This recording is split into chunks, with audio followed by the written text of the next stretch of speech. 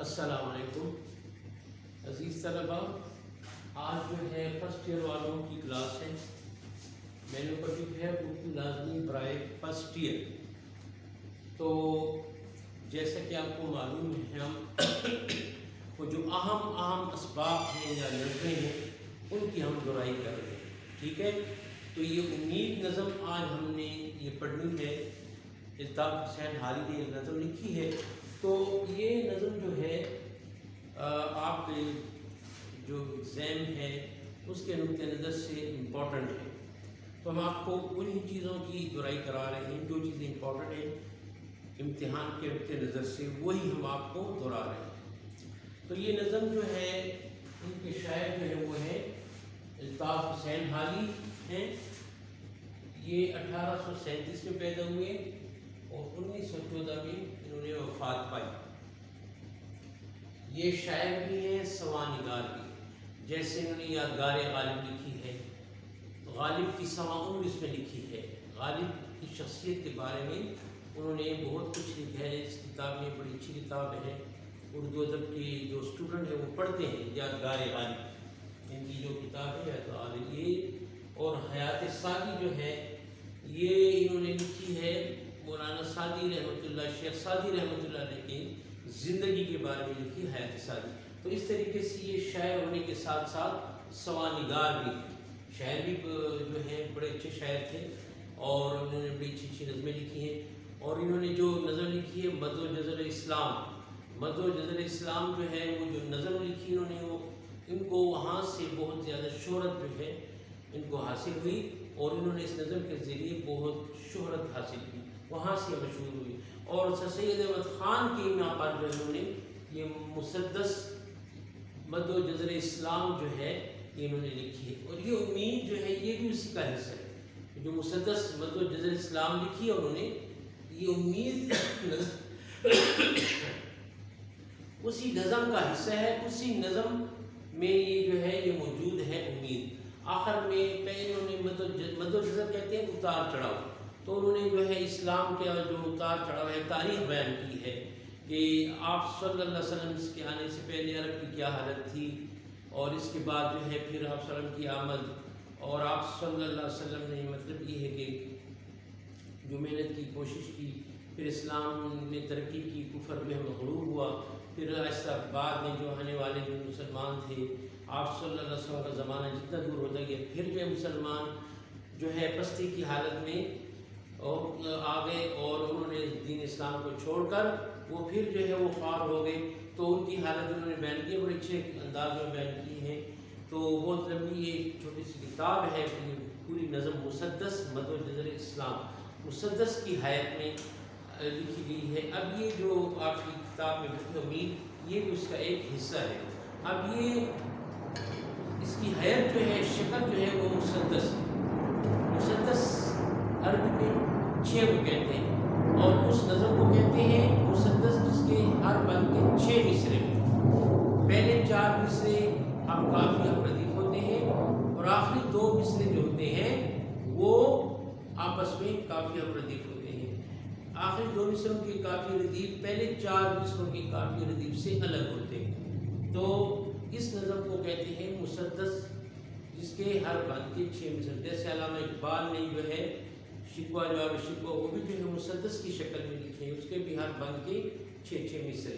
تو یہ بھی جو ہے، تو جیسے کہ اس نظم کا نام ہے امید، تو اس میں انہوں نے کوشش کی ہے کہ وہ مسلمان جو پستی کی حالت میں زندگی گزار رہے تھے اور انہوں نے جو ہے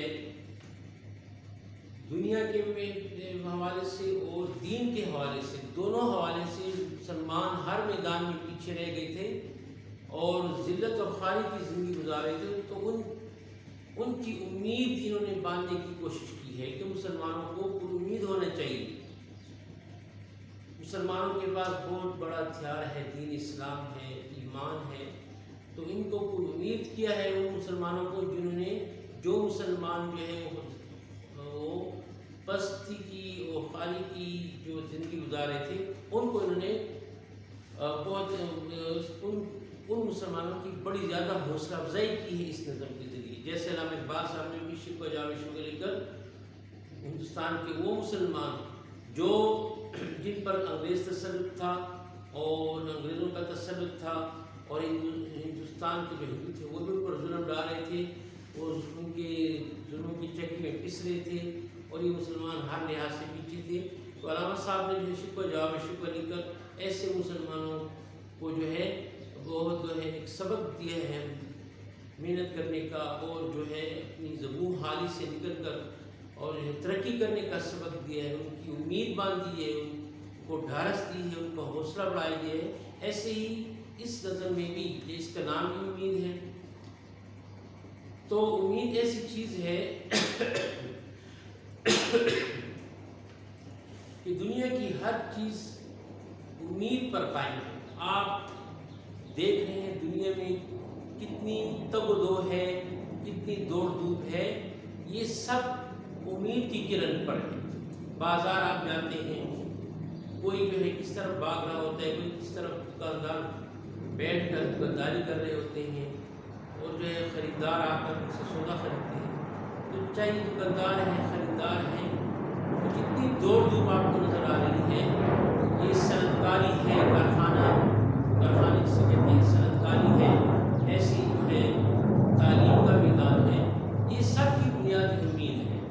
سب لوگ ایک امید پر، آپ لوگ پڑھ رہے ہیں اس امید پر کہ ہم جو ہے پڑھ کر جو ہے ایک زندگی میں ایک اچھا سٹیٹس حاصل کریں گے، اس امید پر آپ لوگ آتے ہیں، کالج آتے ہیں، فیسیں دیتے ہیں، پڑھتے ہیں، محنت کرتے ہیں، اس امید پر کہ ہمارے اندر تعلیم آ جائے اور ہم جو تعلیم یافتہ ہو جائیں اور ہم جو ہے ایک زندگی اچھے طریقے سے گزارنے والے بن جائیں، ہمیں ایک ڈگری مل جائے، ہمیں ایک اچھی سی نوکری مل جائے، اس امید پر۔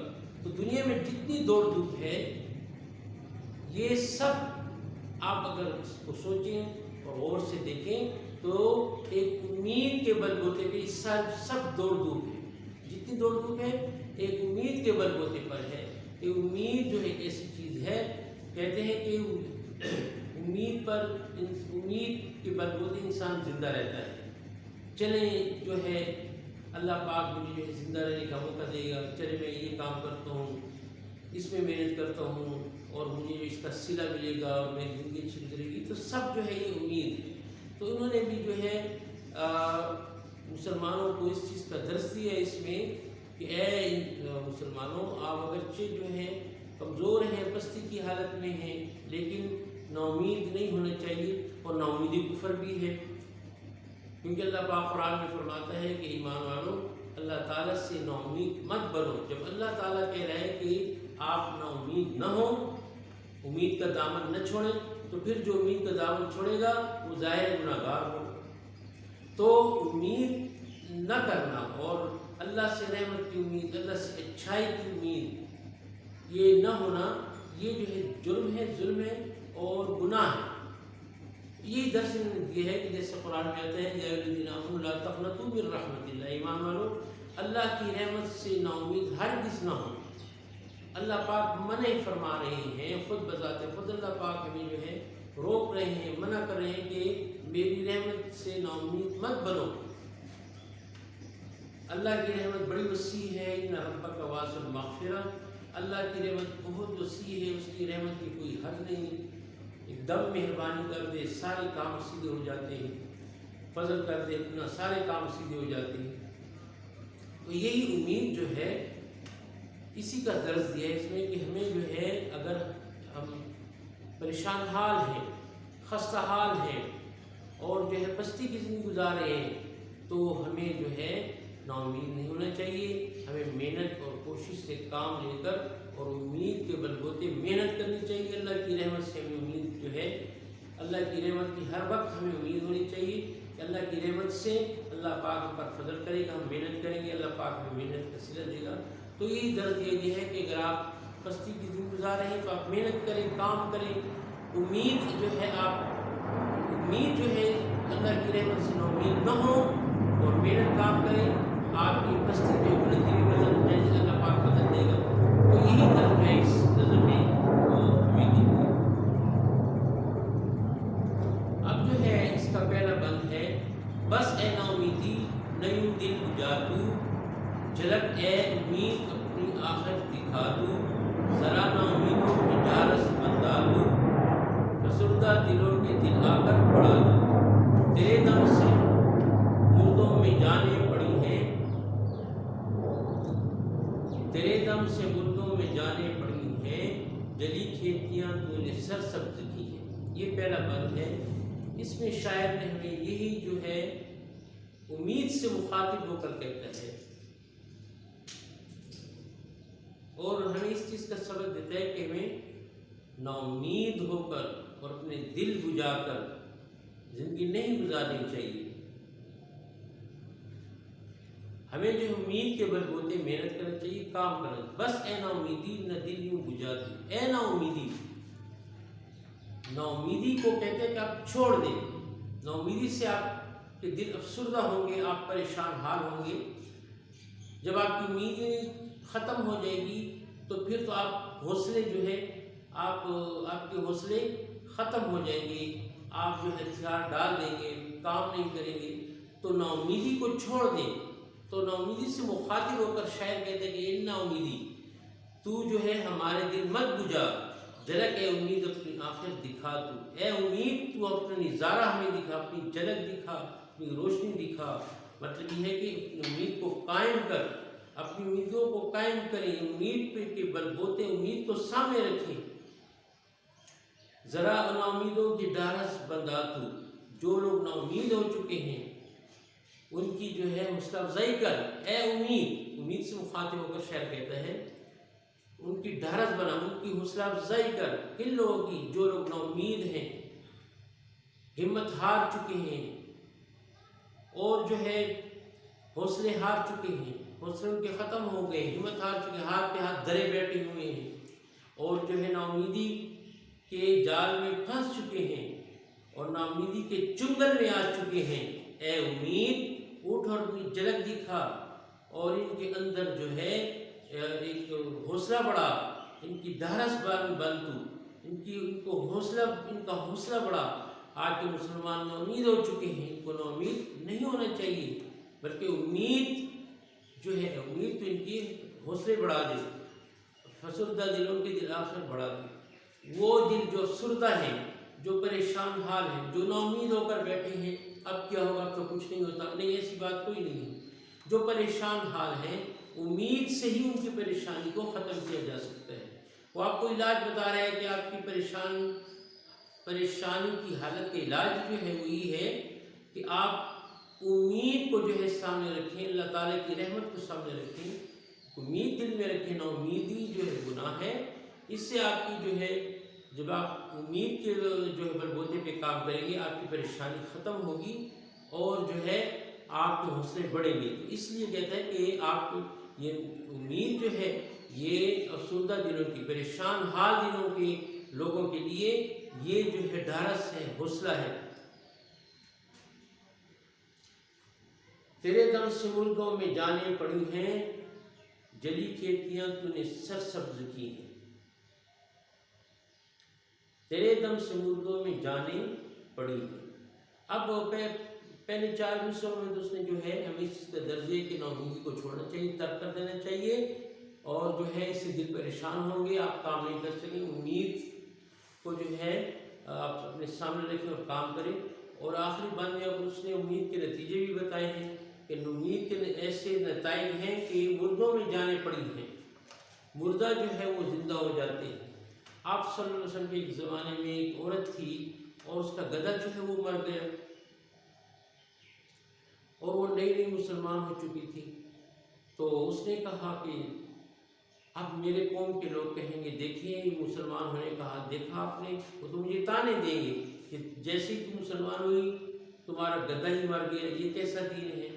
تو اس نے کہا، اللہ تعالیٰ سے فریاد کی، اللہ تو سب کچھ کر سکتا۔ اب اس کے دل میں امید تھی، اب اس میں یہ امید تھی کہ اللہ پاک جو ہے وہ تو سب کچھ کر سکتے ہیں، اللہ کی رحمت کی امید تھی اس کے دل میں۔ تو اس نے اللہ تعالیٰ سے دعا کی، اللہ میری یہ گدھا تو نہیں پیدا کیا تھا، پہلے بھی مردہ تھا، تو نے پیدا کیا، اب جو ہے مر گیا ہے، اب اس کو تو ہی زندہ کرنے والا ہے۔ تو اس امید پر، اللہ کی رحمت پر امید کرتے ہوئے اللہ تعالیٰ سے دعا کی، تو اللہ پاک نے اس کا گدا زندہ کر دیا۔ تو یہ کہتے ہیں کہ تیرے دم سے مردوں میں جانیں پڑی ہیں۔ امید کے بلبوتے جو ہے، اب اس کے علاوہ جو ہے مردہ لوگوں بھی سے یہ مراد بھی ہے کہ بعض لوگ جو ہے وہ نا امیدی کا شکار ہو جاتے ہیں، حوصلے ہار جاتے ہیں اور ہمت ہار جاتے ہیں، حوصلے جو ہے ان کے ختم ہو جاتے ہیں، تو ان کی مثال مردوں کی ہے۔ لیکن جب امید کے جب لوگوں کو کہتے ہیں کہ دیکھو اللہ تعالیٰ کی امید سے، اللہ تعالیٰ کی رحمت سے نا امید نہیں ہونا چاہیے، تو پھر یہ اللہ تعالیٰ کی امید کے بلبوتے کام کرتے ہیں، اور یہ مردہ پہلے ہوتے تھے اب یہ زندہ ہو جاتے ہیں، اس سے یہ مراد بھی ہے۔ تو امید ایسی چیز ہے جو مردوں کو زندہ کر دیتی ہے۔ امید کا اثر آپ کو بتا رہا ہے کہ امید رکھنی چاہیے۔ امید کے بلبوتے جو ہے وہ جیسے فارسی کا شعر ہے، مشکل نیست کے آسان نشود، باعث کے آدم ہراسان نشود۔ مشکل نیست کے آسان نشود، باعث کے آدم ہراسان نشود۔ کوئی مشکل ایسی نہیں ہے کہ وہ آسان نہ ہو جائے، لیکن آدمی کو ہمت نہیں ہارنی چاہیے، نا امید نہیں ہونا چاہیے، حوصلہ نہیں ہارنا چاہیے۔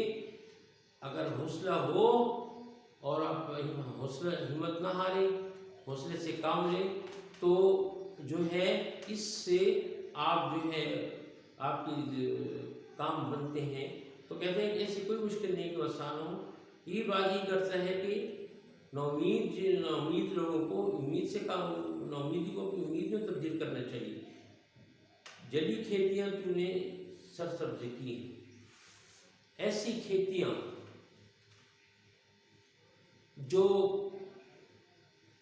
بار بار جو ہے وہ اگائی جاتی تھی لیکن وہ ختم ہو جاتی تھیں، لیکن انہوں نے کوشش نہیں چھوڑی، اللہ تعالیٰ کی رحمت سے امید باندھی اور اللہ سے دعا کی، تو اس امید کے بلبوتے وہ بھی محنت کرتے رہے کسان، تو پھر ایسا وقت آیا کہ وہ کھیتیاں جو ہیں پھر سرسبز ہوں گی۔ ایسی امید ایسی چیز ہے، اس سے کھیتیاں سرسبز ہوتی ہیں۔ مردوں میں جانیں پڑ جاتی ہیں، امید ایسی چیز ہے، امید کا دامن ہاتھ سے نہیں چھوڑنا۔ سفینہ پیے نوح طوفاں میں تو تھی، سکون بخش یعقوب کنا میں تو تھی، زلیخا کی غمخوار ہجرا میں تو تھی، دلارام یوسف کی زندہ میں تو تھی۔ اب اس بند میں شاعر نے جو ہے ساری تلمیح بیان کی ہے۔ آپ کو بتایا تھا کہ جب شاعر اپنی شاعری میں، اپنے اشعار میں کسی تاریخی واقعے کا ذکر کرتے ہیں یا جو ہے کسی پیغمبر کے واقعے کا ذکر کرتے ہیں، اس کو تلمیح کہتے ہیں۔ تو اس میں جو ہے یوسف علیہ السلام کا ذکر ہے اور زلیخا کا اور یعقوب علیہ السلام کا، نوح علیہ السلام کا ذکر ہے، تو سب تلمیحات اس نے جو ہے بیان کی ہیں کہ دیکھیں نوح علیہ السلام ایک پیغمبر تھے، جب ان کی قوم نے نافرمانی کی، اللہ پاک نے ان پر پانی کا عذاب مسلط کیا، اور آسمان سے اور زمینوں سے پانی نکلتا رہا، یہاں تک کہ ساری قوم جو ہے وہ ختم ہو گئی، ڈوب گئی، سوائے ان لوگوں کے جو ان کے ساتھ کشتی میں سوار تھے۔ سفینہ پیے نوح طوفان میں تو، سفینہ کہتے ہیں کشتی کو، نوح طوفان وہ نوح علیہ السلام کی قوم پر جو طوفان آیا تھا، پانی کا عذاب آیا تھا، سارے لوگ جو ختم ہو گئے تھے، لیکن سوائے چند لوگوں کے جو کشتی میں سوار ہو گئے تھے۔ تو کہتے ہیں کہ اب نوح علیہ السلام کے طوفان سے آدم علیہ السلام سے لے کر نوح علیہ السلام تک جتنے انسان تھے وہ سب ختم ہو گئے، سوائے 80-85 آدمیوں کے جو کشتی میں سوار ہو گئے تھے، اور وہ جانور جو کشتی میں سوار ہو گئے تھے جوڑا، ان کے علاوہ سب مخلوق ختم ہو گئی تھی۔ تو جو زندہ بچ گئے تھے پھر وہ اس امید پر جو ہے وہ زندہ رہے، اللہ پاک پھر فضل فرمائے گا، اور جو ہے اللہ پاک کی رحمت سے نا امید نہ ہونے کی گناہ کی معافی مانگی، اور جو ہے وہ ان کی امید کی، پھر اللہ پاک نے جو ہے دنیا کی نئی آبادی شروع کر دی۔ تو سفینے پیے نوح طوفان میں تو تھی، تو جو سفینہ تھا، جو کشتی تھی، اللہ پاک نے نوح علیہ السلام کو بتایا کہ آپ ایک کشتی بنائیں اور آپ کے جو ساتھ لوگ ہیں جو ایمان لائے ہیں تو ان میں سوار کر دیں۔ باقی جو ہے اللہ پاک نے سب کو ڈبو دیا، پانی میں غرق کر دیا۔ تو جب انہوں نے کشتی بنائی وہ لوگ 80-85 جو بچ گئے تھے، تو کہتے ہیں کہ وہ بھی امید کے بل بوتے جو انہوں نے زندگی گزاری، اللہ کی رحمت سے امید کرتے ہیں اللہ پاک ہمیں دوبارہ۔ تو پھر اللہ پاک نے جو ہے دوبارہ جو ہے انسانی مخلوق اور انسان اور جانور کی زندگیاں جو ہیں اللہ پاک نے ان کا سلسلہ دوبارہ شروع کیا، اور نئی مخلوق جو ہے پھر نوح علیہ السلام کے وقت سے حضور صلی اللہ علیہ وسلم کے ٹائم تک یہ جو ہے ساری جتنی مخلوق ہے، اب نوح علیہ السلام کے زمانے کے وہ 80-85 جو لوگ ہیں یہ ان کی اولاد ہیں، انہی سے جو ہے پھر اللہ پاک نے نیا سلسلہ شروع کیا۔ تو وہ کہتے ہیں کہ اس طوفان میں بھی جو کشتی کے لوگ تھے، سفینے کیے ہوئے طوفان میں جو کشتی کے لوگ تھے، ان کو امید کے بل بوتے زندہ رہے۔ تو اللہ پاک نے جو ایک نیا سلسلہ جو شروع کر دیا انسانیت کا، جانوروں کا اور تمام مخلوقات کا۔ اس کے علاوہ سکون بخش یعقوب کے نام میں کیوں تھی؟ یعقوب علیہ السلام کا ذکر ہے اس مصرے میں۔ یعقوب علیہ السلام پیغمبر تھے، بہت بڑے پیغمبر تھے۔ یوسف علیہ السلام کے والد تھے۔ کنعان جو ہے ایک شہر ہے مصر میں جہاں یعقوب علیہ السلام رہتے تھے، وہاں پر پیدا ہوئے تھے، وہاں پر رہتے تھے، اس کو کنعان کہتے ہیں، یعقوب علیہ السلام۔ تو یعقوب علیہ السلام نے جو ہے اپنے بیٹے یوسف علیہ السلام کی جدائی میں جو ہے 40 سال یا اس سے بھی زیادہ سال جو ہے رو کر گزارے۔ یوسف علیہ السلام جو ہے ان سے جدا ہو گئے تھے، ان کی جدائی میں ساری عمر بھر وہ روتے رہے۔ تو آخر جو ہے اللہ پاک نے ان پر فضل کیا اور یوسف علیہ السلام کو مل گئے۔ تو کہتے ہیں کہ سکون بخش یعقوب کے نام میں تو تھی۔ کنعان کے رہنے والا یعقوب علیہ السلام جو تھا اس کی امید بھی تو تھی۔ تو اس امید پر وہ زندہ تھے کہ اللہ جو ہے میں اللہ کی، وہ تو پیغمبر تھے کہ میں اللہ کی رحمت سے نا امید نہیں ہوتا ہوں، ایک دن اللہ پاک مجھے اپنا بیٹا ملا دے گا۔ اس امید پر وہ زندہ رہے، اور یہ امید جو ان کے لیے سکون کا ذریعہ بنی۔ ان کے جو ہے سکون حاصل کرنے کا جو ذریعہ تھی اس امید پر کہ ایک دن یوسف علیہ السلام مجھے ضرور مل جائیں گے۔ تو اس امید کے بل بوتے وہ زندہ تھے۔ تو شاعر کہہ رہے ہیں کہ یعقوب علیہ السلام کا سکون کا جو ذریعہ تھا، ان کو جو سکون ملتا تھا، تو یہ امید ہی تھی جس کی وجہ سے ان کو یہ سکون حاصل ہوتا تھا اور یہ سکون ان کو ملتا تھا۔ زلیخا کی عمر ہجرہ میں تو تھی۔ زلیخا جو ہے وہ عورت تھی، یوسف علیہ السلام ان کے ہاں خادم تھے، ان کے غلام تھے۔ تو زلیخا جو ہے اس پر فریفتہ ہو گئی اور اس کی محبت میں گرفتار ہو گئی۔ تو ہجرہ کہتے ہیں جدائی کو۔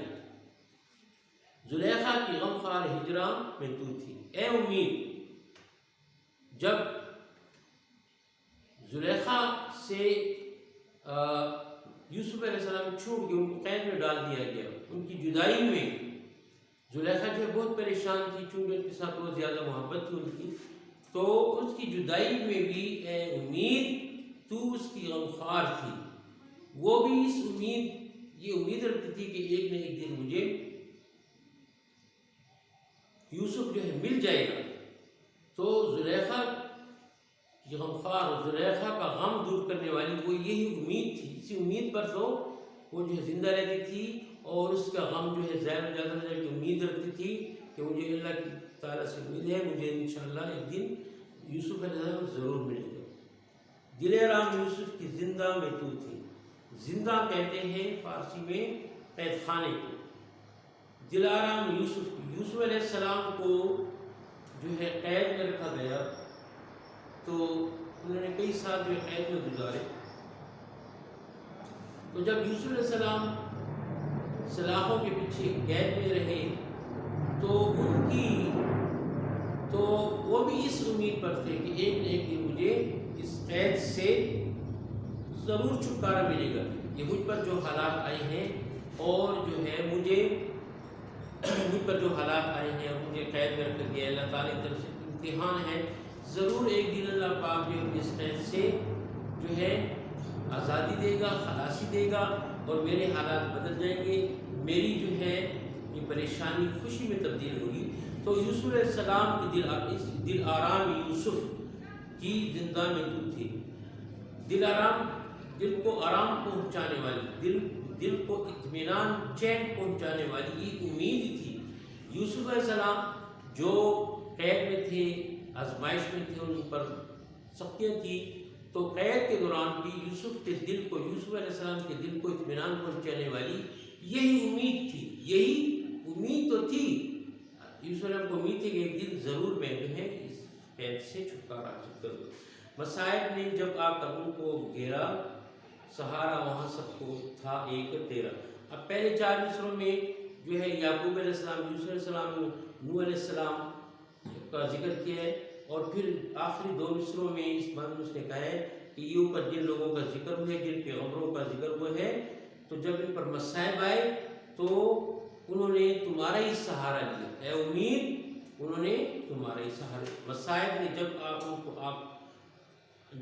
نے جب آن کر ان کو گھیرا، جب مصائب ان پر آئے، پریشانیاں آئیں، سب سے زیادہ پریشانیاں، امتحان جو ہیں پیغمبروں پہ آتی ہیں، پیغمبروں پر بڑے بڑے جو ہیں امتحانات آتے ہیں، اللہ تعالیٰ کی طرف سے اللہ پاک ان کو آزماتا ہے کہ آیا یہ ثابت قدم رہتے ہیں یا نہیں۔ تو یہی بات کرتا ہے کہ جب مصائب نے آ کر ان کو گھیرا، مصیبت کے پہاڑ ان پر ٹوٹے، تو اے جو ہے اے امید، وہاں پر بھی جو ہے ان کو تمہارا ہی سہارا تھا، امید کے بل بوتے ہی، چاہے نوح علیہ السلام تھے، چاہے یعقوب علیہ السلام تھے، یوسف علیہ السلام تھے، امید کے بل بوتے ہی وہ جو ہے انہوں نے ان مصائب سے چھٹکارا حاصل کیا۔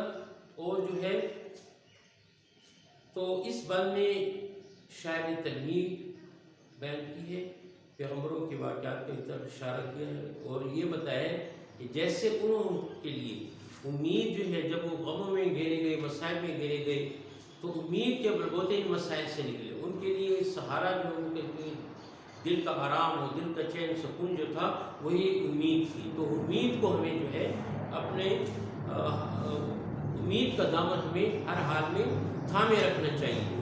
یہ ایک اور بات پڑھ لیتے ہیں، پھر اس کے بعد جو ہے بہتوں بتوں کو ترایا ہے تو نے، بگڑتوں کو اکثر بنایا ہے تو نے، بکھرتے دلوں کو جمایا ہے تو نے، اجڑتے گھروں کو بسایا ہے تو نے، بہت تو نے پستوں کو بالا کیا ہے، اندھیرے میں اکثر اجالا کیا ہے۔ اب یہ جو ہے پوری نظم میں شاید امید سے مخاطب ہیں، اور امید سے مخاطب ہو کر کہتے ہیں کہ بہت سے ایسے لوگ جو ناکام امید کو چھوڑ کر اور نا امیدی کا دامن پکڑ کر ناکام ہو رہے تھے، لیکن جب انہیں سمجھایا گیا کہ دیکھیں لا تقنطوا من رحمت اللہ تعالیٰ کی رحمت سے نا امید نہ ہوئیے، تو پھر انہوں نے ان امید کی بلبوتے وہ جو ہے وہ ڈوبتے ڈوبتے جو ہے وہ تر گئے، اور وہ جو ہے انہوں نے پھر ایک کامیاب زندگی حاصل کر لی، اور پریشانیوں سے اور مسائل سے اپنے آپ کو نکالا اسی امید کے بلبوتے۔ جیسے آپ نے دیکھے ان کا واقعہ سنا ہوگا تیمور بادشاہ کا، ایک مرتبہ چارپائی پہ لیٹا، اس نے جو ہے مختلف ممالک پہ حملے کیے تھے، لیکن ہر حملے میں وہ شکست اس کو ہوتی تھی اور فتح اس کو نہیں ہوتی تھی۔ تو ایک دن وہ جو ہے چارپائی پہ لیٹا ہوا تھا، تو کیا دیکھا کہ دیوار پر ایک چونٹی چڑھ رہی ہے، وہ چڑھتی ہے پھر گر جاتی ہے، جب گر جاتی ہے دوبارہ چڑھنے کی کوشش کرتی ہے، دوبارہ کوشش کرتی ہے پھر گر جاتی ہے۔ ایسے ہی کتنی زیادہ کوششیں کہ اس چونٹی نے اپنی کوشش کو نہ چھوڑا، ایسے نہیں کہ چونٹی نے کہ 2-4 مرتبہ گری اور اپنا حوصلہ جو ہے وہ ہار لے اور پھر دوبارہ چڑھنے کی کوشش نہ کرے۔ تو چونٹی جو ہے اس امید پر کہ ایک نہ ایک ٹائم تو میں اوپر چڑھ جاؤں گی، تو وہ دیکھ رہا تھا بادشاہ چونٹی کو، پھر اس نے آخری اٹیمپٹ کی، جب آخری اٹیمپٹ کی کوشش کی تو وہ جو ہے اوپر جانے میں کامیاب ہو گئی۔ تو اس سے بادشاہ نے سبق دیا کہ اس طرح مجھے بھی جو ہے اس امید پر جو ہے یہ حملے نہیں چھوڑنے چاہیے، ایک دن اللہ پاک مجھے بھی فتح دے گا۔ تو پھر اس نے کسی ملک پر حملہ کیا دوبارہ تو اس کو فتح حاصل ہوئی. تو کہتے ہیں کہ نا امید نہیں ہونا چاہیے. نا امید ایسی چیز ہے کہ بہت سارے ڈوبتوں کو انہوں نے بچایا ہے ڈوبنے سے. بگڑنوں کو اکثر بنایا ہے تو نے، اکھڑتے دلوں کو جمایا ہے تو نے. تو جو لوگ نا امید ہو جاتے ہیں اور جو ہے امید کا دامن ہاتھ سے چھوڑ دیتے ہیں اور اپنی زندگی میں ناکامی کی طرف چل پڑتے ہیں، لیکن جب ان کو سمجھایا جاتا ہے کہ دیکھیں امید کا دامن نہ چھوڑیں اور امید کے بلبوتے کام شروع کریں. آپ کی پریشانی کا حل یہ ہے کہ نا امید نہ ہو، اللہ تعالیٰ کی ذات سے امید رکھیں اور کام کریں. تو ایسے لوگ جو نا امید ہو چکے تھے، پھر جب امید کے بلبوتے انہوں نے کام کیا تو ان کی زندگیاں بن گئی، انہوں نے زندگی میں اچھے سٹیٹس حاصل کر لیے. تو ایسے بہت سارے بگڑنوں کو امید نے ہی بچایا ہے، اکھڑتے دلوں کو جمائے. جن کے دل ٹوٹ جاتے ہیں بار بار محنت کرنے سے، کوشش کرنے سے، جب ان کو ناکامی کا سامنا ہوتا ہے تو ان کے دل ٹوٹ جاتے ہیں. تو کہتے ہیں کہ امید ایسی چیز ہے کہ ٹوٹے ہوئے دلوں کا سہارا ہے. آپ جو ہے محنت کریں اور بار بار محنت کریں اور امید کا دامن ہاتھ سے نہ چھوڑیں. تو اس سے جو ہے آپ کے جو دل، آپ نے جو حوصلہ چھوڑ دیا، ہمت ہار دی ہے اور آپ جو ہے آپ کے دل جو ہے وہ اکھڑ گئے ہیں. تو یہی آپ کی امید ہی آپ کے لیے ایسا سہارا ہے کہ سارے ان چیزوں کا مداوع کر دے گی، آپ کا ان ساری چیزوں کو جو ہے ختم کر دے گی، ناکامی کو، اور آپ کے دل جو ہے آپ کے دل کو حوصلہ دے گی، ڈھارس دے گی امید. تو اس لیے امید کا دامن نہیں چھوڑنا چاہیے. اجڑتے گھروں کو بسایا ہے تو نے، اجڑتے گھروں کو بسایا ہے تو نے. اب جو ہے کتنے ہی گھر ایسے ہوتے ہیں کہ ان کے اجڑنے کا امکان ہوتا ہے، ان کے جو ہے غیر آباد ہونے کے امکان ہوتے ہیں. جیسے دیکھیں